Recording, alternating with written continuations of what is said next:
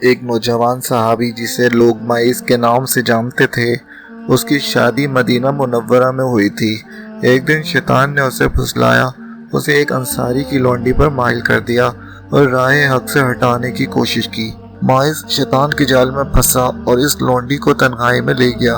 اب یہ دونوں تھے اور تیسرا ان میں شیطان تھا۔ وہ برائی کو ان دونوں کے لیے نہایت خوبصورت اور پرکشش بنا کر پیش کر رہا تھا۔ وہ دونوں بہک گئے اور جوانی کی طغیانی کا شکار ہو گئے۔ جب معیز اپنے جرم سے فارغ ہوا تو شیطان نے اس کا ساتھ چھوڑ دیا۔ اب وہ پھوٹ پھوٹ کر رونے لگا اور اپنے نفس کا محاسبہ کرنے لگا اور اپنے آپ کو ملامت کرنے لگا۔ گناہ کی آگ اس کے دل کو جلانے لگی۔ وہ بے قرار ہو کر روحانی طبیب صلی اللہ علیہ وسلم کی خدمت میں آیا اور آپ صلی اللہ علیہ وسلم کے سامنے کھڑا ہو گیا۔ احساس گناہ اسے تڑپانے لگا۔ کہنے لگا، اے اللہ کے رسول، زنا ہو گیا۔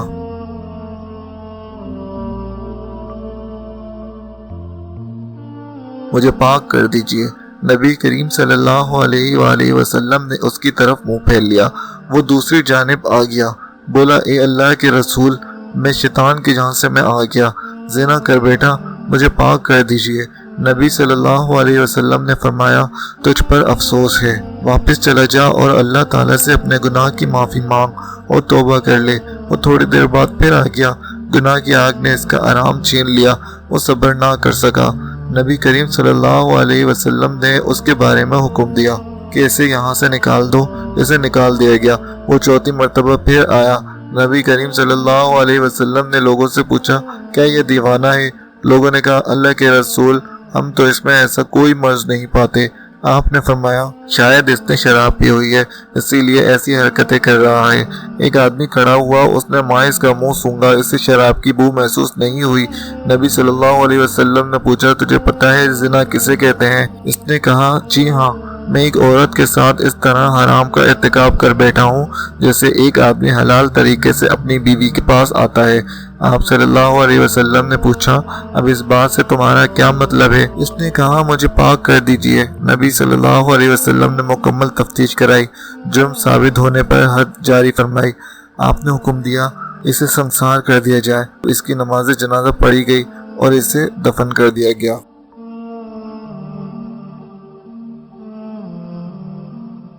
جب اس کی نماز جنازہ پڑھی گئی اور اسے دفن کر دیا گیا تو نبی صلی اللہ علیہ وسلم دو آدمیوں کے پاس سے گزرے۔